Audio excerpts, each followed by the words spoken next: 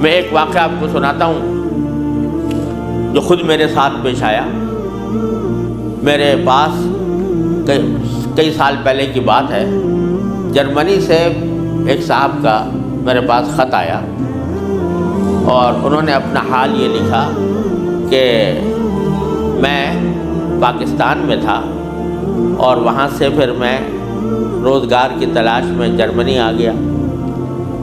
جرمنی جب آیا تھا تو اس وقت دین کا کوئی احساس میرے دل میں نہیں تھا، دین کی کوئی فکر میرے دل میں نہیں تھی. میں صرف دنیا کمانے کے لیے یہاں پر آ گیا تھا،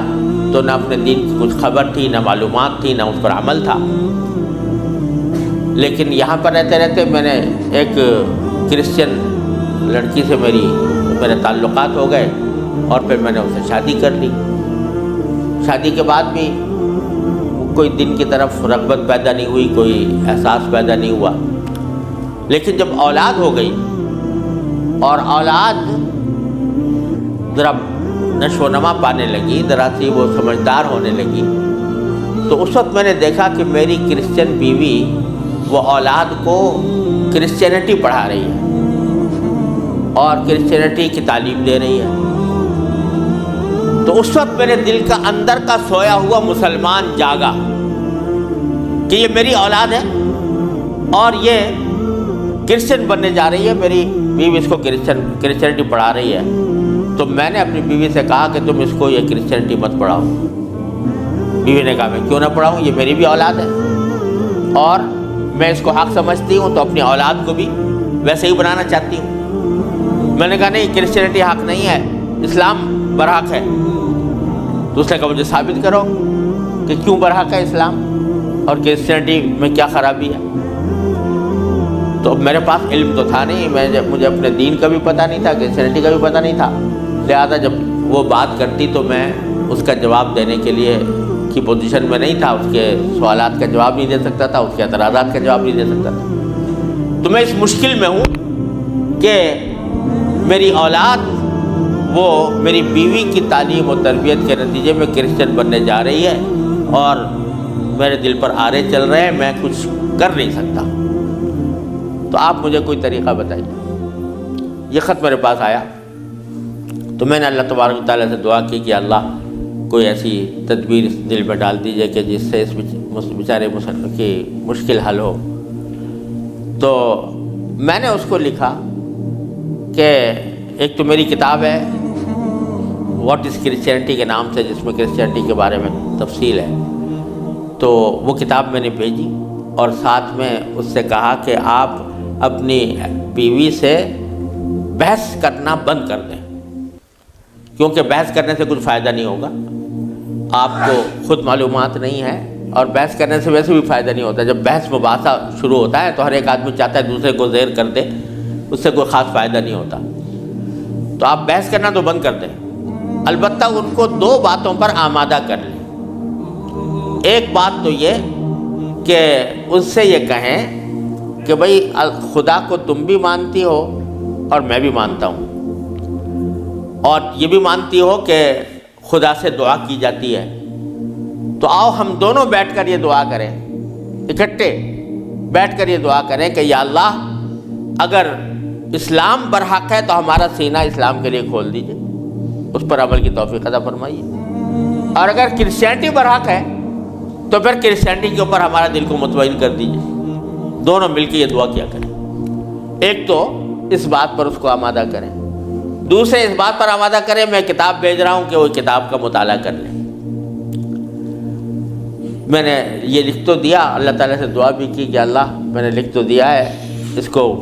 مؤثر و مفید بنا دیجئے. کچھ عرصے کے بعد اس ساتھی کا خط آیا. اس نے لکھا کہ الحمدللہ میری بیوی نے آپ کی دونوں باتیں تو مان لی ہیں اور کہا کہ یہ دعا بھی کروں گی اور یہ کتاب بھی پڑھوں گی، لیکن ابھی کوئی فرق نہیں آیا، معاملہ جوں کا توں ہے. تو میں نے پھر ان کو خط لکھا کہ آپ گھبرائیں نہیں اور اس عمل کو جاری رکھیں، دعا کرتے رہیں، تو گھبرائیں نہیں. اس کے کچھ عرصے کے بعد ان کا خط آیا میرے پاس. اس میں انہوں نے لکھا کہ عجیب و غریب واقعہ ہو گیا وہ یہ کہ میری بیوی وہ کسی جگہ کوئی ڈگری کورس کر رہی تھی، اس سلسلے میں یونیورسٹی گئی، اور یونیورسٹی سے واپس آتے ہوئے ہم دونوں واپس آ رہے تھے، وہ گاڑی ڈرائیو کر رہی تھی، میں اس کے برابر میں بیٹھا ہوا تھا، تو اچانک اس نے گاڑی ایک جگہ روک کر اور اس نے اپنا سر اسٹیئرنگ کے اوپر جھکا لیا اور بے تحاشا رونے لگی۔ میں سمجھا کہ خدا نہ کرے اس کے اوپر کوئی دل کا دورہ پڑا ہے یا کوئی تکلیف ہوئی ہے، تو میں پریشان ہوا۔ میں نے پوچھا کیا بات ہے، تو روتے روتے اس سے بولا نہیں جا رہا تھا۔ بمشکل جب میں نے بار بار پوچھا تو اس نے ایک جملہ کہا کہ میں اور کوئی تکلیف نہیں ہے، بس مجھے تم مسلمان بنا، اسلام میں قبول کرنا چاہتی ہوں۔ کہتے مجھے اپنے کانوں پر اعتبار نہیں آیا کہ یہ وہی عورت ہے کہ جو اتنی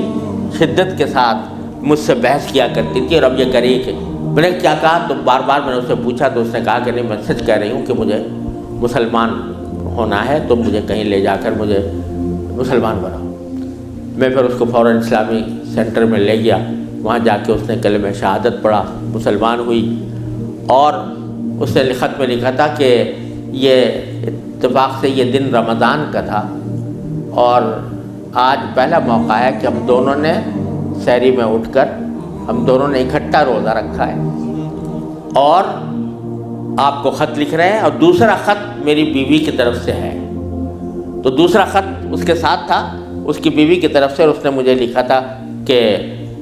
میں آپ کا شکریہ ادا کرتی ہوں کہ آپ نے مجھے ایک ایسا طریقہ بتایا جس کے ذریعے اللہ تبارک و تعالیٰ نے مجھے ہدایت عطا فرمائی۔ تو یہ میرے خود اپنے ساتھ پیش آیا ہوا واقعہ ہے۔ اللہ تعالیٰ سے اگر ہدایت مانگی جاتی ہے وہ دعا رد نہیں ہوتی۔ یعنی بہت سی دعائیں جو ہم دنیا کے لیے مانگتے ہیں کہ یا اللہ ہمارا روزگار لگ جائے، ہماری دولت میں اضافہ ہو جائے، اس میں ضروری نہیں کہ اللہ تبارک و تعالیٰ وہی چیز دے دیں جو آپ نے مانگی ہے، اس لیے کہ بعض اوقات اللہ تعالیٰ کے علم میں ہوتا ہے کہ یہ چیز اس کو دیں گے تو اس کے لیے نقصان دہ ہوگی، کوئی اور چیز دے دیتے ہیں، اس سے اچھی چیز دے دیتے ہیں۔ بعض مرتبہ آدمی مانگتا ہے کہ مجھے میری دولت میں اضافہ ہو جائے، لیکن اللہ تعالیٰ جانتے ہیں کہ اس کی دولت میں اضافہ ہوگا تو پتہ نہیں یہ کس وادی میں جا کے گرے گا، لہذا وہ نہیں دیتے اس کو، لیکن دعا کا ثواب اس کو دے دیتے ہیں۔ اسی طریقے سے بعض اوقات دنیا کے بارے میں اگر یہ ہو کہ بھئی یا اللہ میاں مجھے محسن فرض کرو کہ بیمار ہے تو شفا مل جائے، تو بیماری کے اندر بعض اوقات اللہ تعالیٰ جانتے ہیں کہ اس کا بیمار رہنا ہی اس کے حق میں زیادہ فائدہ مند ہے، تو وہ بعینی ہی وہ چیز نہیں دیتے لیکن اس سے اچھی چیز عطا فرما دیتے ہیں۔ یہ اللہ تبارک و تعالیٰ کی سنت ہے دنیاوی چیزوں کے بارے میں۔ لیکن اگر کوئی ہدایت مانگے سچے دل سے، یا اللہ مجھے ہدایت دے دے، یا اللہ مجھے سیدھے راستے پر چلنے کی توفیق دے دے، یا اللہ میری اولاد کو سیدھے راستے پر چلنے کی توفیق دے دے، تو یہ دعا رد نہیں ہوتی، اور یہ دعا ضرور قبول ہوتی ہے بشرطے کہ مانگنے والا ہو، سچے دل سے مانگے، خشوع کے ساتھ مانگے، اللہ تعالیٰ سے مانگنے کے انداز میں مانگے، تو اللہ تبارک و تعالیٰ وہ دعا رد نہیں فرماتے۔ بلکہ میرے شیخ حضرت عارفی رحمۃ اللہ علیہ فرمایا کرتے تھے کہ اپنے اللہ میاں سے جب کوئی مانگو تو مچل کر مانگا کرو، یعنی اپنے اللہ میاں سے باتیں کیا کرو، کہہ دیا کرو یا اللہ یا تو مجھے ہدایت دے دیجئے ورنہ آخرت میں مجھ سے مواخذہ نہ فرمائیے گا، یا تو مجھے ہدایت دے دیجئے، گناہوں سے بچا لیجئے، اپنی نافرمانیوں سے بچا لیجئے، یا پھر آخرت میں میری گرفت نہ فرمائیے گا۔ تو بندہ جب اس طرح مانگتا ہے تو اللہ تبارک و تعالیٰ ضرور عطا فرماتا ہے، ہدایت ملتی ہے، اور ساتھ ساتھ یہ کہ وہاں پر آپ کے لیے ایک عذر ہو جاتا ہے کہ یا اللہ میں نے تو آپ سے مانگا تھا اور کہا تھا کہ مجھے ہدایت دے دیجئے، میرے گناہ چھڑوا دیجئے مثلا۔ تو آدمی اپنی سی کوشش کرے اور باقی کام کے لیے دعا کرے، صرف دعا بھی کافی نہیں ہوتی، اپنی سی کوشش بھی ضروری ہے۔ جیسے میں نے وہ یہ مثال دی تھی تو میں نے ساتھ میں اس کو کتاب بھی دی تھی، ایسا نہیں کہ صرف دعا ہی پر اکتفا کرے بلکہ تھوڑا سا طلب اس کے اندر پیدا ہو، کہ طلب بھی ہو، طلب ہو اور اس طلب کے لیے کوئی عملی اقدام اپنا سا کرے، اس کے بعد اللہ تعالیٰ سے مانگے تو اللہ تعالیٰ رد نہیں فرماتے۔ حضرت مولانا رومی رحمۃ اللہ علیہ فرماتے ہیں، مثنوی والے مولانا رومی فرماتے ہیں کہ دیکھو حضرت یوسف علیہ السلام کا واقعہ دیکھو کہ ان کو جب زلیخا نے ورغلایا، گناہ کے اوپر آمادہ کرنے کی کوشش کی، تو قرآن کریم میں ہے کہ اس سے پہلے اس نے سارے دروازوں پر تالے ڈال دیے تھے، غلقت الابواب، سارے دروازوں پر تالے ڈال دیے تھے، اور پھر حضرت یوسف علیہ السلام کو بہکایا، ورغلایا۔ تو حضرت یوسف علیہ السلام آنکھوں سے دیکھ رہے تھے کہ سامنے دروازوں پر تالے پڑے ہوئے ہیں، نکلنے کا راستہ نہیں ہے، لیکن انہوں نے یہ سوچا کہ میرے بس میں اتنا ہے کہ دروازے تک چلا جاؤں، بھاگ گئے۔ تو بھاگ گئے، دروازے تک پہنچ گئے، اور وہاں جا کے مانگا اللہ تعالیٰ سے کہ یا اللہ یہاں تک پہنچنا تو میرا کام تھا، آگے دروازے سے باہر نکالنا اور اس گناہ سے مجھے بچانا آپ کا کام ہے۔ تو نتیجہ یہ ہوا کہ دروازے کے تالے ٹوٹ گئے اور داخل۔ تو مولانا رومی فرماتے ہیں کہ گرچہ رکھنا نیست عالم را پدید، خیرہ یوسف وار می باید دوید، اگرچہ تمہیں اس دنیا کے اندر تمہیں کوئی راستہ نظر نہیں آ رہا، گناہوں سے بچنے کا، اللہ تبارک و تعالیٰ کی نافرمانی سے بچنے کا ماحول ایسا ہے، اس سے نکلنے کا راستہ نظر نہیں آیا، لیکن خیرہ یوسف وار می باید دوید، جس طرح یوسف علیہ السلام دروازے اپنے حد تک جتنا کر سکتے تھے اس کے لیے دروازے تک دوڑ گئے، اس طرح تم بھی دوڑ جاؤ اور پھر اللہ تبارک و تعالیٰ سے مانگو تو اللہ تبارک و تعالیٰ انشاءاللہ رد نہیں فرمائیں گے۔ اس لیے میں عرض کرتا ہوں کہ اپنے معمولات میں، روز مرہ کے معمولات میں یہ بات شامل کریں کہ رات کو سونے سے پہلے اللہ تبارک و تعالیٰ کی بارگاہ میں اپنی بھی اور اپنی اولاد کی بھی، اپنے گھر والوں کی بھی ہدایت کی دعا فرمائیں۔ اللہ یا اللہ اپنے رحمت سے ہم چاہتے ہیں کہ ایسا کریں، اپنی طرف سے کوشش بھی کر رہے ہیں، یا اللہ اپنے فضل و کرم سے اپنے رحمت سے اس کوشش کو کامیاب بنا دیجئے اور ہمارے دلوں کو پھیر دیجئے۔ قرآن کریم حضور اقدس صلی اللہ علیہ وسلم دعا تلقین فرمائی، یا مصرف القلوب صرف قلوبنا علی طاعتک، اے وہ ذات جو دلوں کو پھیرنے والی ہے، اے اللہ ہمارے دلوں کو اپنی طاعت کی طرف پھیر دیجئے، اپنی اطاعت کی طرف پھیر دیجئے۔ یہ دعا سرکار دو عالم صلی اللہ علیہ وسلم تلقین فرمائی۔ تو یہ دعا